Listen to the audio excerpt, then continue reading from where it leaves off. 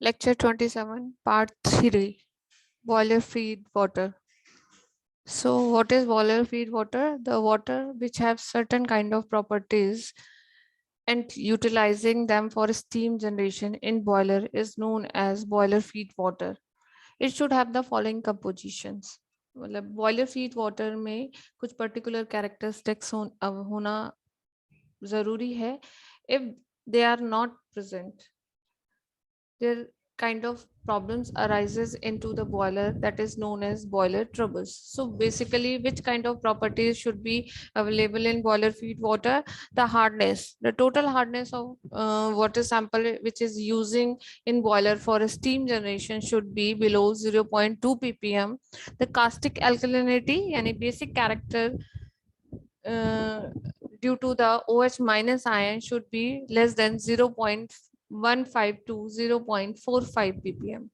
Soda alkalinity, it means Na2CO3 की वजह से जो alkaline characteristic उसमें आ रही है, that should be less than 0.45 to 1 ppm, in between the range of 0.45 to 1 ppm.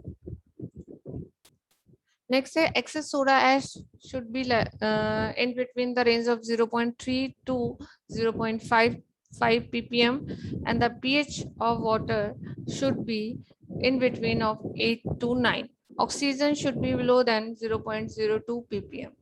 If we will not utilizing such kind of water, some types of troubles arises into the boiler. They are known as boiler troubles. Let's have a look on boiler.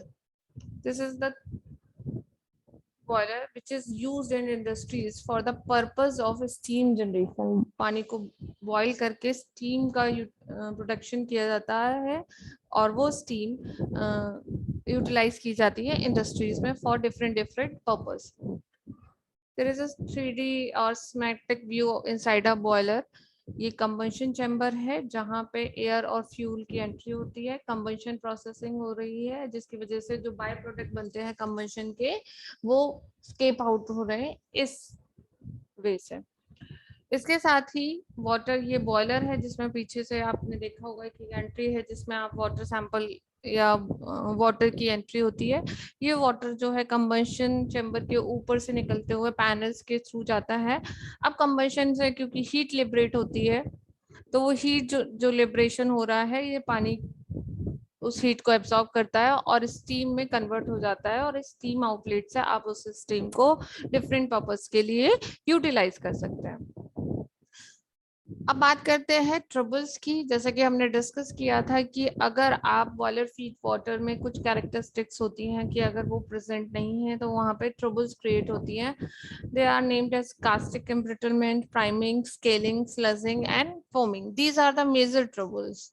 तो हम इनके बारे में discussion करते हैं और देखते हैं कि ये क्यों क्रिएट हो रही है और इनको आप प्रिवेंट कैसे कर सकते हैं. तो first one is a priming of wet steam formation, यानी कि स्टीम जो है वो वेट है या आप इसको प्राइमिंग के भी नाम से जानते हैं. इसकी डेफिनेशन क्या है? Small droplets of liquid water associated with the steams are carried to steam drums. यानी कि क्या हुआ है, स्टीम बन रही है और स्टीम बनने के साथ साथ जो बॉयलर में वाटर प्रेजेंट था वो छोटे छोटे ड्रॉप्स में इस स्टीम के साथ क्या हो गया है, मिक्सअप हो गया. So such kind of steam is known as wet steam. These droplets of water carry some suspended particles and dissolved solids along with them. अब क्या होता है कि स्टीम तो खाली प्योरेस्ट फॉर्म ऑफ वाटर है जो कि सिर्फ वाटर पार्टिकल्स को ही लेके जा रही है, बट जब उसमें small droplet of liquid water mix up हो जाता है तो वाटर में जो डिजॉल्व सॉलिड्स होते हैं वो भी उस स्टीम के साथ चले जाते हैं जो कि आपके स्टीम को कंटामिनेट कर देते हैं. ठीक है, तो जिस ये फिनोमिना जो है वो प्राइमिंग कहलाता है. The major cause of priming are large amount of dissolve solids in the boiler feed water, high steam velocities यानी कि स्पीड जो है वो स्टीम प्रोडक्शन की बहुत ज्यादा है. सडन बॉइलिंग, एकदम से आपने टेम्परेचर रेज कर दिया कि 10 डिग्री से एकदम से 100 डिग्री पे आपने पहुंचा दिया बॉयलर का. It may causes the priming. Faulty boiler design boiler का ठीक नहीं है.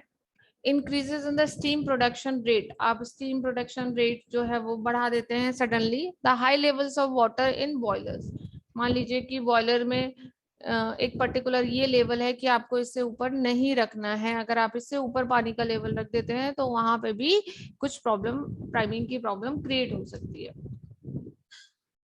नेक्स्ट है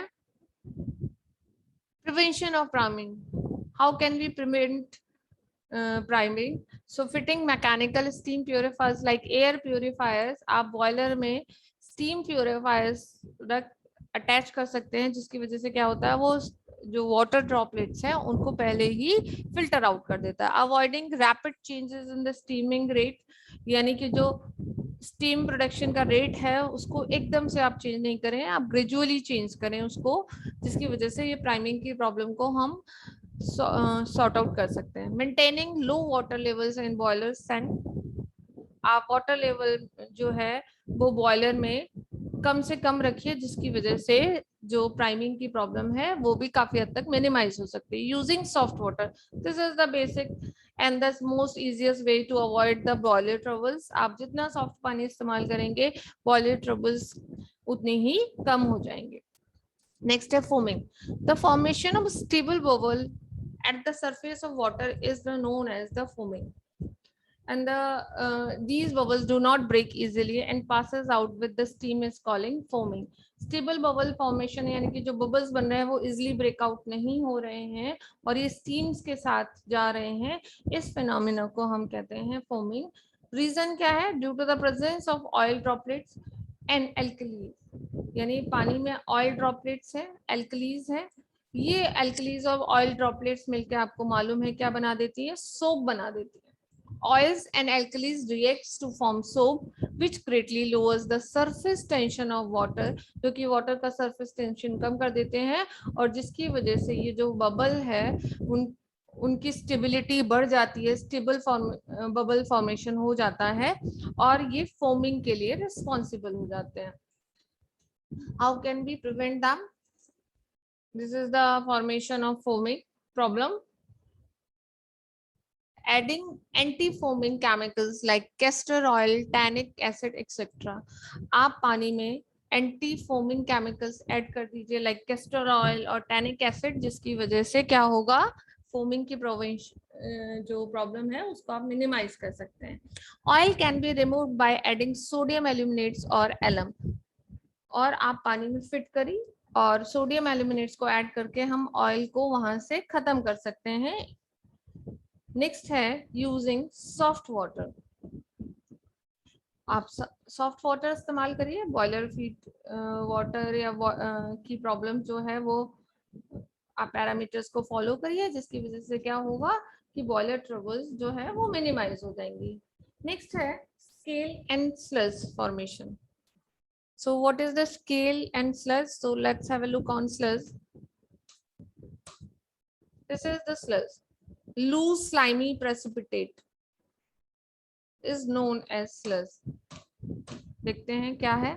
The muddy solid deposited at the bottom of the boiler is called sludge.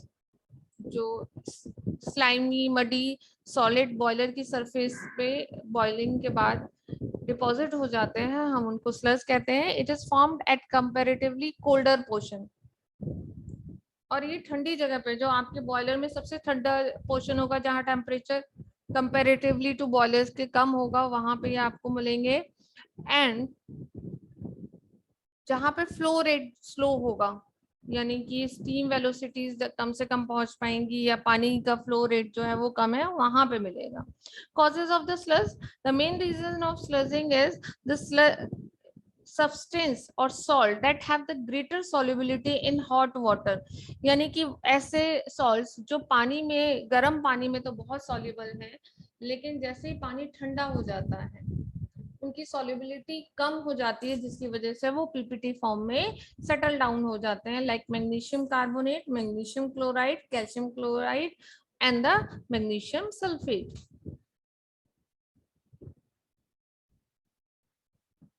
और ये स्लाइमी लूज प्रेसिपिटेट जो है वो सस्पेंडेड रहता है वाटर में। Disadvantages of sludges, wastage of heat and fuel, ये गुड कंडक्टर ऑफ हीट नहीं है, जिसकी वजह से क्या करता है, आपको लार्जर अमाउंट में हीट का इस्तेमाल करना पड़ता है for the production of steam.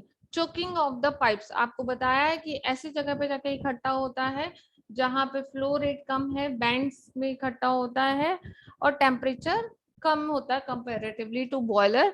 तो ये मेनली पाइप्स को चोक कर देता है। आप इसको कैसे प्रिवेंट कर सकते हैं?